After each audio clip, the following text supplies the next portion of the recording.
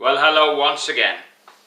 This is me, Leonard, broadcasting as usual from Haslingden, 30 miles or 50 kilometres due north of Manchester in the UK, on Wednesday, the 26th of October 2011. I'm going to talk today about one of the very basic necessities of life, housing.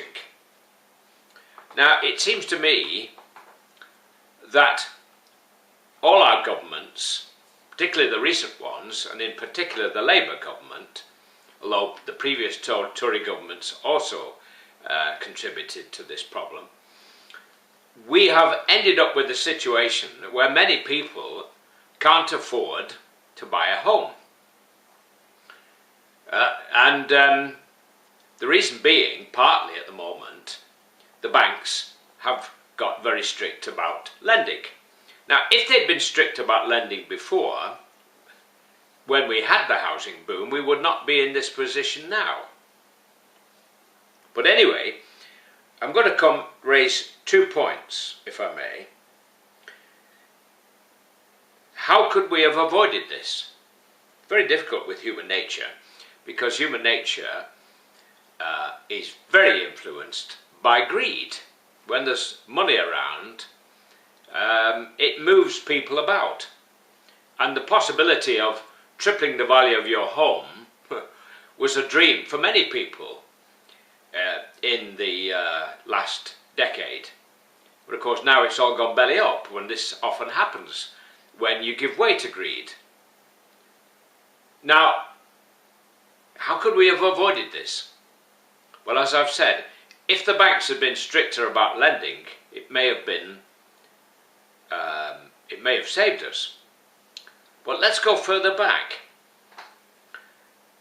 One of our difficulties in the UK, and it applies everywhere to a large extent, is taxation and how to make it fair. And where local taxes are concerned, they've often been considered and are actually very unfair.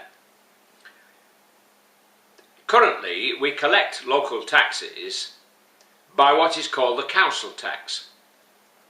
This is a system where the value of a house, back in 1991, I believe, decides into which of number of bands the property will fall. For example, in my case, it's a very poor house worth about 50,000. The property band is A.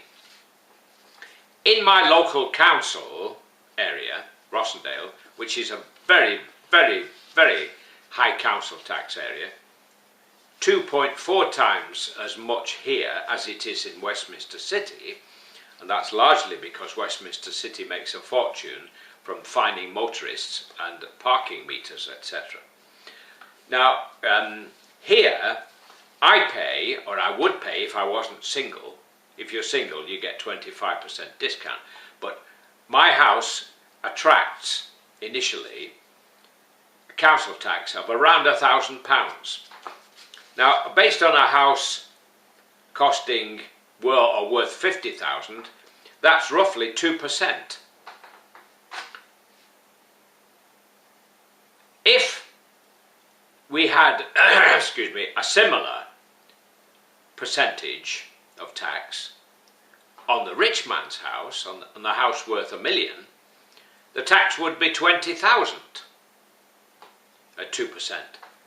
But we don't. £1 million house in this area attracts council tax of only 3,000. Now, I would have thought it was blatantly obvious and unfair that somebody in a house worth 50,000 is paying a third of what a millionaire is paying. Don't you think that doesn't make any sense?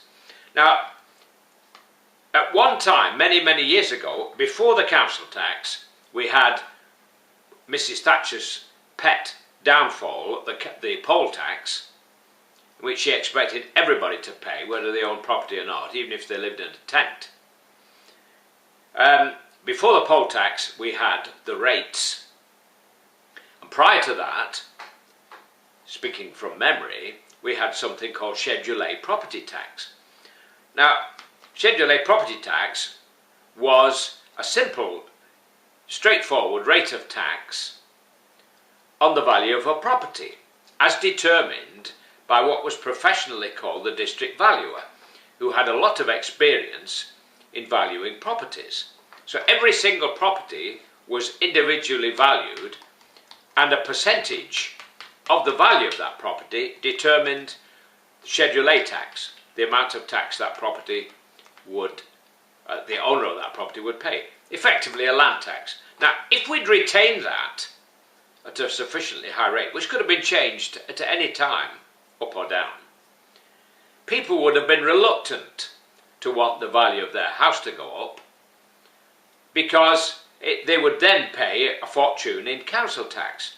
And now, in this case, for example, would you want your house to keep going up in value till you were paying £20,000 a year council tax?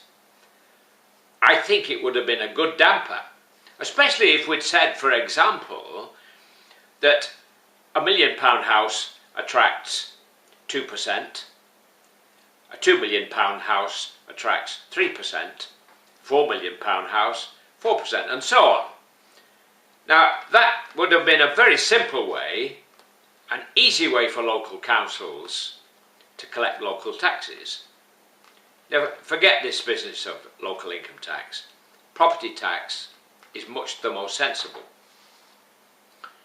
And it would mean that people from overseas who buy a lot of property in London would be contributing to local taxes. And people who own second homes would be paying what they were worth.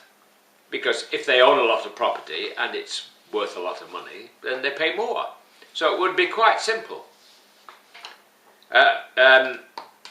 That's the first point about housing and local taxes.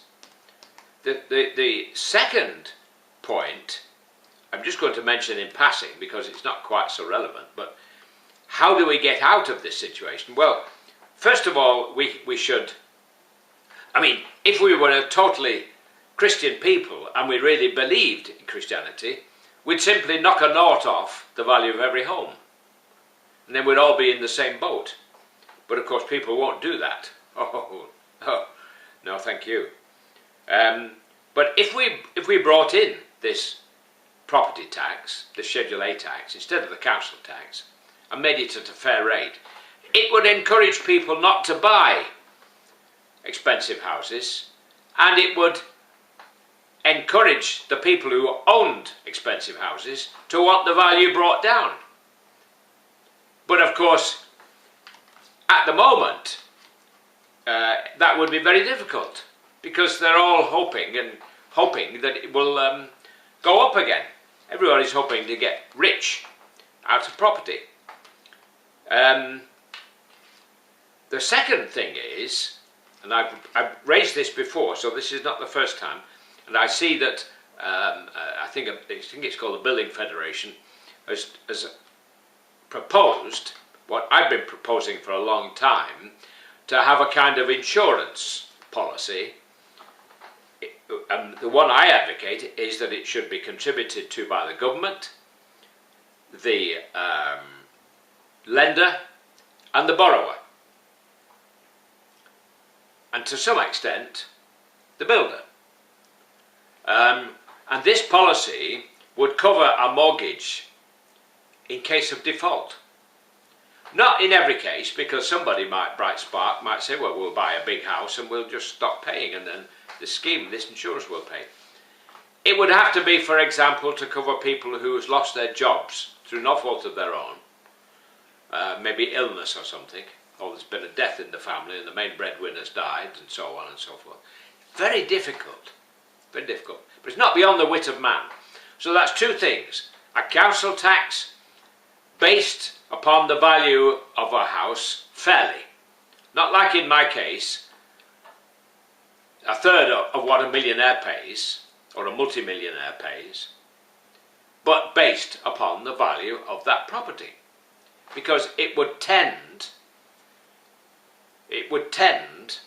to cool the property market. People would not want to pay a lot of tax, like Ken Dodd, for example. Well, I'm going to close there. It's a complicated subject. God bless while it's still legal in the UK to say God bless. Bye for now.